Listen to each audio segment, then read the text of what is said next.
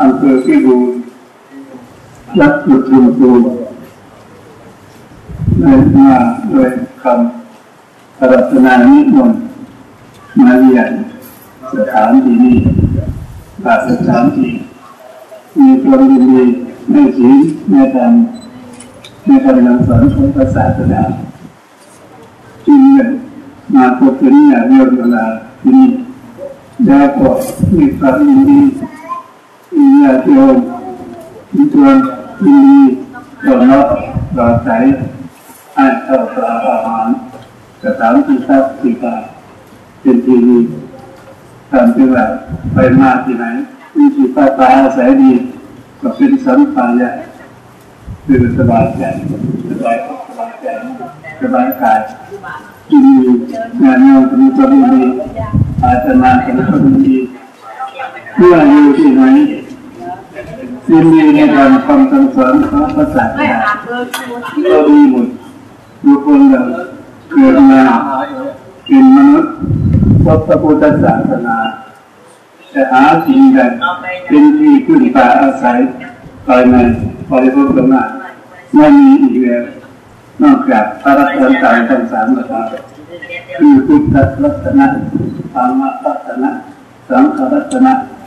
คือว่าพระพุทธเจ้าเป็นที่พึ่งของเราพระธรรมเจ้าเป็นที่พึ่งของเราพระธรรมเจ้าเป็นที่พึ่งบาปกรอบนกเขาเป็นไปมาดับเผานั่งนอน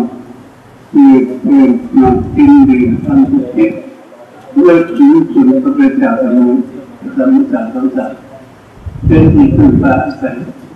ไปก็ดีมาก็ดีอยู่ดีจะเชื่อมันนี่ทำไปให้ดีมีทางประจำจิตดีจะจิตเขาตั้งมั่นอย่างอยู่ไปให้ดีมีสังขารอันสูงดีจะอยู่เกิดจากเมื่อจากไปกินอะไรให้มีจักติสิ่งคำนึงดีเป็นผลบุญเป็นน้องต่อไปเกิดนี่แหละที่คุณทั้งหลายการอยู่ด้วยกันต่อไปที่เข้าใจชีคือการอยู่การกินการใช้การสอนต้องชีของเราในเข้าใจของเราโป่งอุปโภคบริโภคมีสมพออยู่พอกินพอไปพอดูได้สบายใจไม่มีสำรวจและกินให้ได้กินกับดูรู้จักกินเนี่ยจะใส่ดูจักสอนดูจักทาน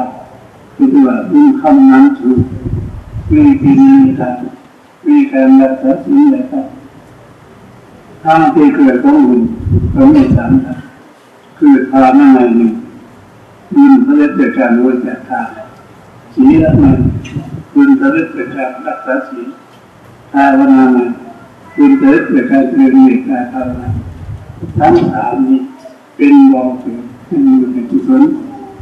บุญจะเกิดก็เกิดทั้งทั้งสามเกิดทั้งกายเกิดทั้งวาจาเกิดทั้งใจทางกายก็คือมีการ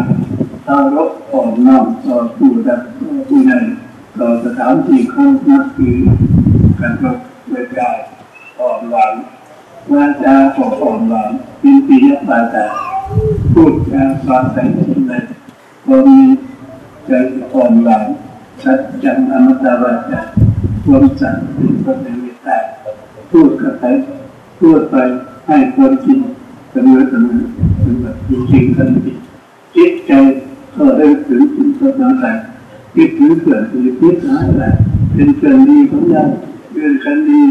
จิตใจมันก็เพิ่มมากแก่ใจของเขาเป็นของเราในจิตอาการเป็นแก่ตัวเสมอใจก็ดีวาจาก็ดีใจก็ดีมีทั้งสามแบบนี้เป็นบ่อเกิดขึ้นมาของความของบุญของกุศลและทั้งหลายที่ในการปฏิบัติ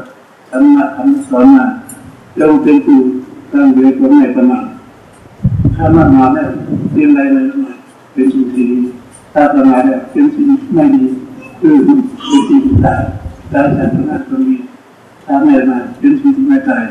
ตลอดจับจำเวอมตะว่าจะก็เป็นสิ่งที่ไม่ตายเราทั้งหลายอยู่ได้โดยการเจริญมีตาธรรมะแบบปัจจัยสี่และก็จำเรื่องถึงคุณพระไตรลักษณ์สิ่งนี้จะเป็นสำหรับไปเบื้องหน้า สถานที่ใครก็น่าไม่มีอะไรสถานที่ทำไรใครนาค้าขายไม่มีสถานที่ความสมบัติตรงนี้เป็นทีดีเราทำในชาตินี้จะเป็นมนุษย์จะทำบุญจะทำบาปจะทำจุไม่ผิดเลยด้วยชาติเป็นมนุษย์เมื่อจุดจากชาติเป็นโมเดลนี่จะการสมุยถ้าท่านเขาเชื่อเป็นสมุยถ้าท่านคนเล่นเป็นสมุยถ้าทำดีก็เป็นสมุยอยู่ในชุดกับที่โลกสวรรค์จะดีสมุยสุดถ้าทำชั่วเขาจะ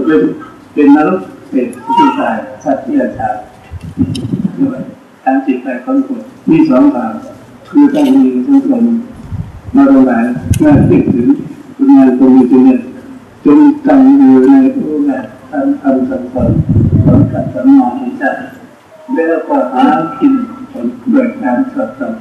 พฤติกรรมปฏิบัติธรรมต่อไปคุณก็มีก็จะเกิดมีกันทั้งนั้นอาตมาขอปรึกษาแก่มิตรนี้ขอสัตยาจงมีกับสุขเลยงามในสัตว์วันศึกษาเรื่องงานเป็นเกิดจากสุขที่เราบรรจัยทั้งสี่ประการคืออายุสันนะทุกข์